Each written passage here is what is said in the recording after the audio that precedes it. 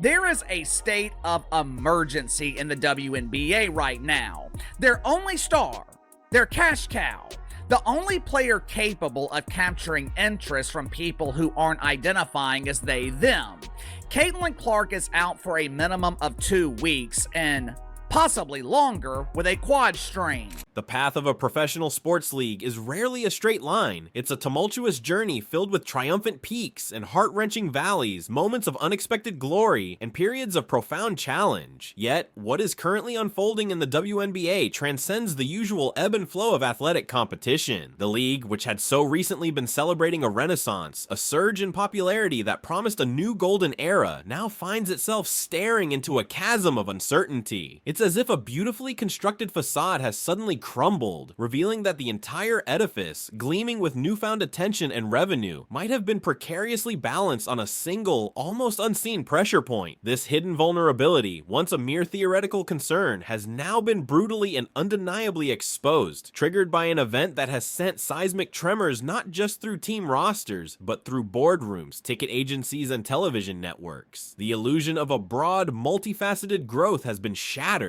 and the uncomfortable question looms large. Was this dazzling spectacle, this captivating new chapter for women's basketball, primarily the work of one solitary, extraordinary, and ultimately irreplaceable individual? The evidence rapidly mounting suggests an answer that is both astonishing and deeply concerning for the league's future trajectory. If there wasn't any worry going on in the WNBA executive offices, if there was no worry, oh, people aren't going to turn off, oh, people are still going to show up, if that was the thought that they were having up there in WNBA La La Land, well, now might be the time to hit the panic button. 48 hours after news hits that Caitlin Clark is injured and she'll be missing 2 weeks, the market has responded and the market has told the WNBA, we don't want this. We want her, but we don't want this. It arrived not as a whisper, but as a thunderclap that reverberated instantly through the sports world. Caitlin Clark, the generational talent whose arrival in the WNBA had been heralded as a watershed moment, was injured. The official announcement detailed a quad strain, an ailment common enough in the athletic sphere, but the implications of this particular injury were anything but ordinary. She would be sidelined for a minimum of 2 weeks, a period that could extend even longer depending on her recovery. For any other rookie, such news, while unfortunate for the player and her team, might be absorbed with a degree of stoicism. But Clark isn't just any other rookie. She is the fulcrum around which much of the WNBA's recent explosion in interest has pivoted, the magnetic force drawing unprecedented crowds and record-breaking television audiences. The news of her absence wasn't just a sports update. It was a critical alert, a signal that the very engine driving the league's newfound momentum was about to sputter, threatening to stall the entire enterprise. The air of excitement that had enveloped the league suddenly felt heavy with apprehension, as everyone from diehard fans to league executives braced for an impact they knew was inevitable, yet hoped they'd never have to face. The reality is, at this point, we don't know how much time Caitlin Clark is going to miss. If it were up to Uncle KC, Caitlin Clark would miss the remainder of the regular season so jealous, entitled players in the WNBA can be reminded that no one is watching for them. No one is staying home on a Saturday afternoon to watch Natasha Cloud. Outside of Vlad Pooter, no one's buying tickets to see Bob Griner, and no one, I mean no one, is paying to see Angel Reese attempt to play basketball. The financial markets, often cold and brutally efficient in their assessments, delivered the first and perhaps most visceral verdict on Caitlin Clark's true value. The reaction wasn't a gradual decline or a nervous flutter. It was an immediate, precipitous collapse, particularly evident in the ticket sales for the Indiana Fever's highly anticipated matchup against the Chicago Sky. This game, so confident were the organizers in Clark's drawing power, had been moved from the Sky's usual arena to the cavernous United Center, home of the Chicago Bulls, in anticipation of a sellout crowd eager to witness the phenom in action. But with Clark suddenly out of the equation, that anticipation curdled into an investor's nightmare. Within a shocking 24-hour period, the price for entry-level seats didn't just dip, they nosedived, plummeting from a healthy $86 down to a stark $25. This represented a staggering 71% obliteration of value, a freefall so dramatic it left no room for missing misinterpretation. It was a brutal, undeniable signal from the ticket-buying public. A significant, perhaps overwhelming portion of the demand was tethered directly and inextricably to Clark's presence on the court. The dream of a packed United Center buzzing with energy and premium ticket revenue dissolved almost instantly into the grim prospect of vast swaths of empty seats and bargain basement pricing. When it comes to the Chicago Sky game, the marquee matchup in the WNBA, like it or love it, rivalry or not, Chicago Sky, Indiana Fever, Angel Reese, Caitlin Clark, that is the marquee matchup in the WNBA, and those tickets are crashing just as well. From $86 48 hours ago to $25. And by the time June 7th rolls around, it might cost you a bag of Skittles and some Lay's potato chips to get in there. The shockwaves from Clark's injury didn't remain localized to that single high-profile Indiana-Chicago game. They rapidly propagated across the league, hitting other franchises that had similarly banked on her extraordinary appeal. The Washington Mystics, for instance, had made a parallel gamble, relocating their upcoming game against the Fever to the significantly larger CFG Bank Arena in Baltimore. Their strategy was identical: capitalize on the Clark effect to fill thousands of extra seats and reap the financial rewards. When the news of her injury broke, their carefully laid plans met the same disastrous fate. Ticket prices for the Mystics Fever contest immediately crashed, tumbling from an expected $41 for the cheapest seats down to a mere $22, a devastating 47% decrease almost overnight. The vision of a bustling arena and record gate receipts morphed into a terrifying tableau of potential financial ruin and logistical headaches. This pattern was not an anomaly, it was becoming the norm. The market was speaking, loud and clear, and its message was that without Caitlin Clark, the perceived value of attending these games diminished dramatically, exposing a critical dependency that many within the league might have preferred to ignore. A majority of these are everyday, normal people who watch Caitlin Clark in Iowa, watch her in her first year in Indiana, said, man, I want to watch that, I want to go to those games, I want to experience that. They won't be able to experience it. Time to sell. Families that are going to be driving a state over, 2 states over, commuting 4 hours, getting a hotel room, paying for parking, paying for this, they're not doing that anymore. People from flying across the pond, they're not flying across the pond to watch the Indiana Fever. Stop it, WNBA. They're flying across the pond to watch CC22. The fans themselves, the very lifeblood of any sports league, provided perhaps the most poignant and telling evidence of Caitlin Clark's unique gravitational pull. This wasn't merely a case of speculative resellers cutting their losses. This was a widespread exodus of genuine supporters whose primary motivation had been unequivocally revealed. Across countless forums and social media platforms, stories emerged of fans, some of whom had planned elaborate trips months in advance, now hastily canceling flights, voiding hotel reservations, and desperately trying to offload their suddenly devalued tickets, often at significant financial losses. One fan's widely circulated comment perfectly encapsulated the sentiment: "We are Caitlin fans before Fever fans. She's the biggest draw. That's who the girls want to see." This wasn't an isolated opinion. It was a recurring theme. Families who had budgeted for interstate travel, couples who had arranged childcare, groups of friends who had coordinated schedules, all driven by the singular desire to witness Clark's electrifying talent in person, now saw little reason to proceed. The perceived value of the WNBA experience, when stripped of its brightest star, simply wasn't compelling enough for a vast segment of this new audience, underscoring the deeply personal connection Clark had forged with viewers far beyond the traditional basketball fan base. Indiana Fever ticket prices to games over the next 2 weeks have dropped 42% since Caitlin Clark's injury announcement, an average ticket price of $137 all the way down to $80. People are selling their tickets, definitely can't get face value, so what do? They just continue to lower and lower and lower and lower and lower the price. This isn't all resellers, folks. Hate to break it to you. A majority of these are everyday normal people. Angel Reese under pressure. When you think about it, There have been so many classic songs written about the WNBA dump, obviously Under Pressure by Queen and David Bowie, which directly applies to what Angel Reese and her colleagues are going through right now.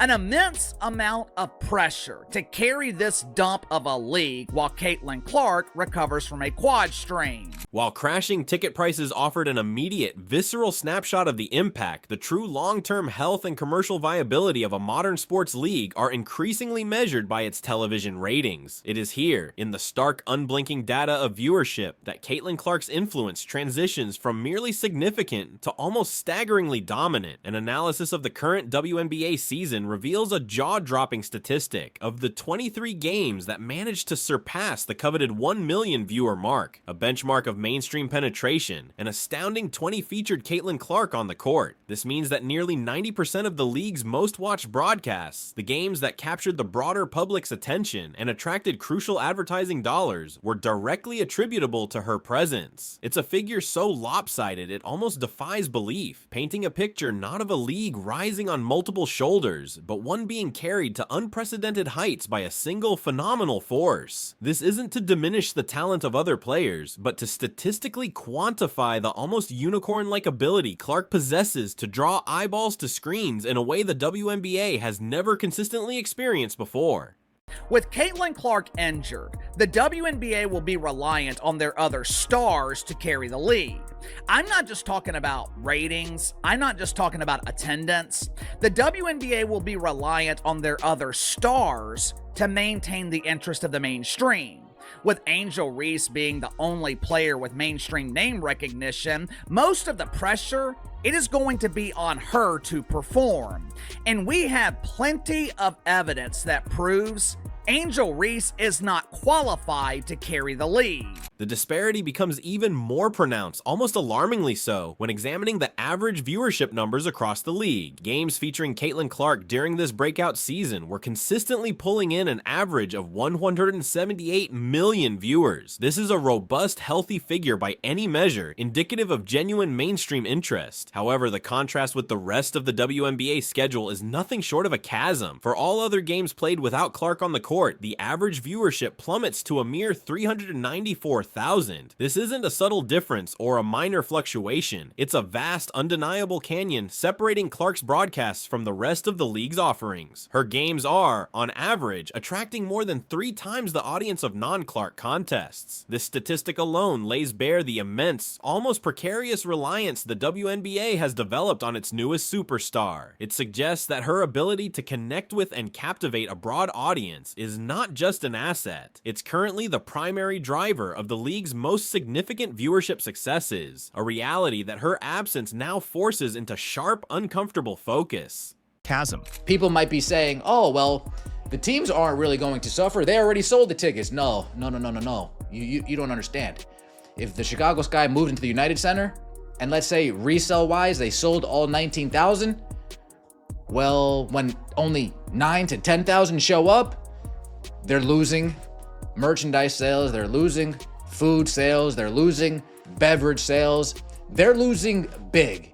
They took a big gamble to get into that arena, and they're losing big because it's not going to be full, and those people aren't going to be buying things there. This dramatic imbalance in viewership figures has inevitably created a nightmare scenario for the television networks that broadcast WNBA games. Major players like ESPN had heavily invested in the Caitlin Clark phenomenon, structuring vast portions of their programming strategy and promotional efforts around her almost guaranteed ability to deliver blockbuster ratings. A clear indicator of this reliance was the scheduling of a record-breaking 41 of the Indiana Fever's 44 regular season games for national television broadcast, the highest number for any team in the league by a significant margin. This was a calculated bet on Clark's sustained drawing power. Now, with their marquee attraction unexpectedly sidelined, these networks are facing a programming black hole. The reliable surge in viewership that Clark's games provided has vanished, replaced by the daunting prospect of ratings reverting to the much lower pre-Clark era levels, figures that the league and its broadcast partners had been working tirelessly to transcend. Advertisers advertisers who bought premium slots expecting Clark-level audiences are undoubtedly concerned, and the networks themselves must now scramble to manage expectations and fill the void left by their most bankable star, a challenge with significant financial and strategic implications. 2 weeks ago, last year, if you wanted to get a glimpse of Caitlin Clark, try to get that autograph, it would have cost you $300 to get in the building. It would have cost you $200 to get in the building, $500 to get in the building, and then you got to fight to get close enough. Now you have a pretty good opportunity. $25 to get in the building. Let me make my way down because nobody's going to be there. Hey, Caitlin, and she loves her fans, so she's gonna sign. She loves her. Hey, Caitlin, I came all the way. Can I get an autograph, please? It sucks you don't play. Oh yeah, sign. So for those that are looking for a Caitlin Clark autograph, now might be your best chance to get that at a reasonable price. I'm just saying. In the sudden and glaring void left by Caitlin Clark's injury, the spotlight inevitably swiveled with intensified scrutiny towards other prominent players in the WNBA, particularly those who had been positioned either by media narratives or their own assertions as fellow architects of the league's burgeoning popularity. Angel Reese, Clark's well-known collegiate rival and a highly touted rookie for the Chicago Sky, found herself at the epicenter of this reevaluation. The concept of an Angel Reese effect, suggesting a comparable individual power to draw significant crowds and boost viewership, had been a recurring talking point. However, the immediate real-world market reactions to Clark's absence provided a stark and unforgiving test of this narrative. While ticket prices for Fever games without Clark were in a state of freefall, there was no corresponding surge or even notable stability in demand for games solely featuring Reese, unless that game happened to be against a Clark-led Indiana team. Her individual presence separated from the Clark dynamic simply wasn't triggering arena relocations, nor was it causing ticket prices to skyrocket in the same dramatic fashion. The evidence on the ground seemed to suggest that the Reese effect, while potentially a factor in specific contexts, did not possess the same league-altering gravitational pull that had become synonymous with Clark. I'll look back in 20 years and be like, yeah, the reason why we're watching women's basketball is not just because of one person. She refuses to say Caitlin Clark's name. It's because of me too, and I want you to realize that. Sorry, young lady, nobody knows who you are. Nobody would be watching the WNBA additionally for you. This is all about Caitlin Clark. Caitlin Clark is bringing the money to the game, the planes to the game, the TV viewership. The WNBA is on fire because of Caitlin Clark. The contrast between cultivated narratives and the unvarnished truth of market behavior became increasingly stark. Angel Reese herself had previously made public statements suggesting a more distributed responsibility for the WNBA's growth, famously remarking, "I'll look back in 20 years and be like, yeah, the reason why we're watching women's basketball is not just because of one person, it's because of me too." While her confidence is understandable and her contributions to her team are undeniable, the immediate economic fallout from Clark's injury presented a powerful, data-driven counter-argument. The Chicago Sky's ticket sales for their non-Fever games remained largely static, hovering at their typical pre-Clark era levels, even in their own city. Furthermore, a look at historical data, such as Reese's final season at LSU, where attendance, while strong at home, saw notable dips on the road, or the reported average viewership of 221,000 for the unrivaled basketball league she participated in, painted a picture of a different scale of individual drawing power compared to Clark's consistent ability to shatter viewership and attendance records across multiple platforms. The numbers were beginning to tell an uncomfortable story. While Reese is undoubtedly a star with a significant following, her ability to independently drive the kind of broad-based, league-wide economic surge seen around Clark appeared, at least for now, to be a different proposition. Even though the mainstream media wants us to believe that Angel Reese is a huge star, we have years of evidence that proves otherwise. Like I say all the time, there is a huge difference between a star and a draw. You can be a star, You can be famous and still not be able to draw flies to a fresh turd. The financial hemorrhaging caused by Caitlin Clark's absence extended far beyond the immediate headline-grabbing collapse in ticket prices and the anticipated dip in television ratings. For the franchises that had made bold, ambitious moves to larger venues, banking on her unparalleled drawing power, the collateral damage cut much deeper into their operational budgets. A half-empty United Center or a sparsely populated CFG Bank Arena doesn't just represent lost ticket revenue. It signifies a cascade of missed opportunities for ancillary income, which is a critical component of game day profitability. The thousands of fans who would have eagerly purchased jerseys emblazoned with Clark's name, indulged in hot dogs and sodas, and bought other team merchandise were simply not present. This sudden evaporation of in-arena spending on food, beverages, and souvenirs translates into a substantial, often overlooked financial hit. These revenue streams, while individually small, collectively represent a significant portion of a team's earnings on any given game night, and their drastic reduction added another painful layer to an already bruising economic reality for the affected teams. Once you remove Caitlin Clark from the equation, there's no reason for people to watch this league, which is why people haven't been watching Angel Reese throughout her career. Her final season at LSU, this was the pinnacle of her drawing power. Angel Reese was coming off of winning a national championship. She was making cameos in these atrocious rap videos with Cardi B and some girl named Lado. Now keep in mind, this was before her public image was tainted. This was before Angel Reese was playing the role of the villain. Her final season at LSU, Angel Reese was filling the arena to 88% capacity. On the road, it was significantly worse. She was averaging just over 8,000 a game on the road. In a peculiar and unintended way, Caitlin Clark's unfortunate injury has served as a perfect, if unwelcome, natural experiment for the WNBA. It has ruthlessly stripped away the layers of marketing hype, the carefully constructed media narratives, and the optimistic projections, laying bare the raw, unadulterated mechanics of fan interest and economic drive within the league. The results of this impromptu test have been both immediate and unequivocal. One singular player possesses an almost gravitational force, pulling in fans, viewers, and their discretionary spending in a manner that is currently unmatched. Her absence creates a vacuum so profound that it destabilizes ticket markets, threatens viewership figures, and impacts ancillary revenues across multiple franchises. This isn't to diminish the talent, hard work, or appeal of the many other gifted athletes in the WNBA. Rather, it's a stark acknowledgement of the unique, almost transcendent connection Clark has forged with a broad audience, and the uncomfortable reality that the league's recent, celebrated growth spurt has been disproportionately, perhaps even precariously, reliant on her individual shoulders. The grand illusion of a tide lifting all boats equally has been dispelled, revealing that one particular boat was generating most of the waves.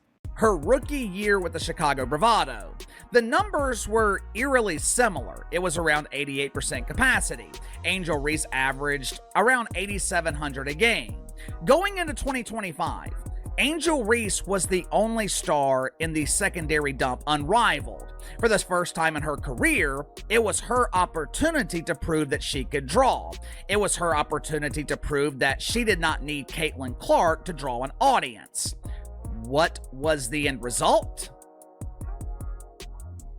Unrivaled averaged 221,000 viewers. While league executives and rival teams grappled with the widespread financial and strategic implications of Clark's absence, the Indiana Fever, the team at the very epicenter of this storm, faced its own immediate and desperate battle for on-court survival. For the Fever, Clark's injury wasn't an abstract economic indicator. It was a fundamental blow to their competitive aspirations and their entire operational game plan. Having built their offense around her prodigious scoring ability, she was averaging over 90 points per game as a team with her on the floor. And her exceptional playmaking skills, the team was suddenly forced into a radical and unwelcome reconfiguration. This was far more complex than simply plugging a hole in the lineup. It necessitated a complete rethinking of their offensive sets, their defensive schemes, and their overall team identity, all in the middle of a demanding season. The carefully constructed system designed to maximize Clark's unique talents was now without its central cog, leaving coaches and players scrambling to find a new way forward, a new path to competitiveness, without the player who had so quickly become their undisputed linchpin.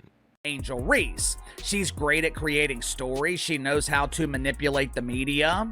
Girl, if this dump don't give me a raise, I'll refuse to play. We gon' clap back at them haters. We gon' tell Adam Silver to give us our bag. Yeah, Adam Silver is gonna give you a bag. He's gonna give you a grocery bag and tell you to load it in the person's car who actually had the money to buy the groceries. I think so. I think that's the advantage of our depth, right? And we, Sophie had injury early as well. I think it's the advantage of us, the depth that we added in the offseason, that we're equipped. Certainly we'd rather have it early than late. It's a great opportunity for our team to find an identity.